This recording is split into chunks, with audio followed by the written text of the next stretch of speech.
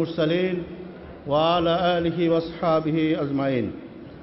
আজকের এই ঐতিহাসিক সদস্য সম্মেলনের উদ্বোধনী অনুষ্ঠানের সম্মানিত সভাপতি, ইসলামী ছাত্র শিবির কেন্দ্রীয় সভাপতি, আমাদের অনুষ্ঠানের আজকের প্রধান অতিথি মাননীয় আমিরে জামাত মৌলানা মুফতি রহমান নিজামী, আগত অতিথিবৃন্দ, সুধী মণ্ডলী, ইসলামী ছাত্র শিবিরের সদস্য, আসসালামু আলাইকুম। আজ থেকে 30 বছর আগে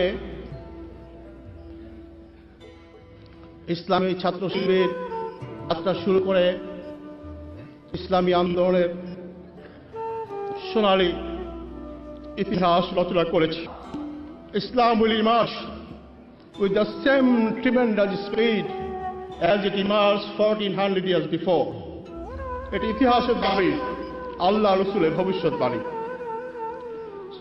খেলাফত আলা মিনহাজুন নবুয়ত।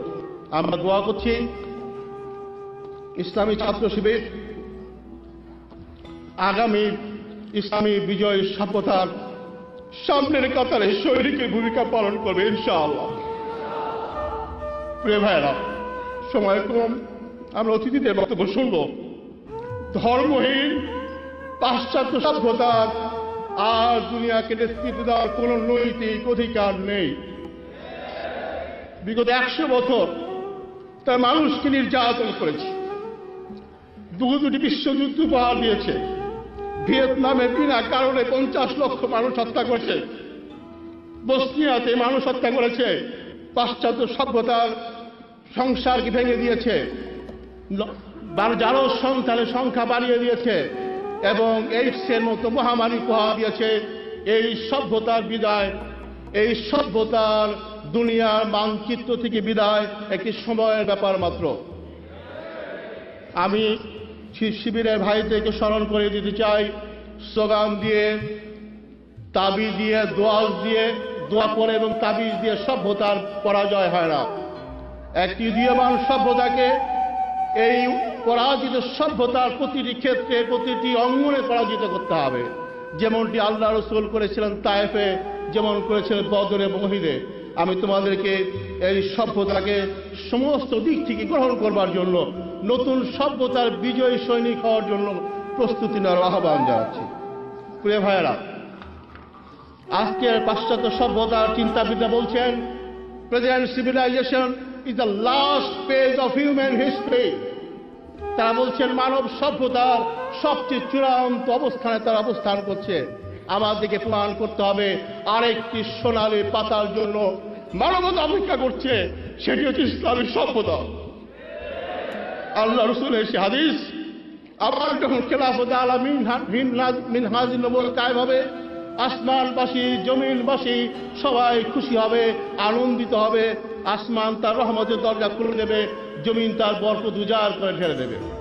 আমি আমার কথা এই কথা বলে শেষ করতে চাই। আগের বক্তাদের সঙ্গে সুর মিলিয়ে ইতিহাস সাক্ষী দেয়, বাংলাদেশের জমিন হাজার বছর ধরে বাংলাদেশের জনগণ ইসলামের সপক্ষে ভূমিকা পালন করেছে। শহীদ তিতুমীরের পাশের কেল্লা এই দেশের জনগণ তৈরি করেছে।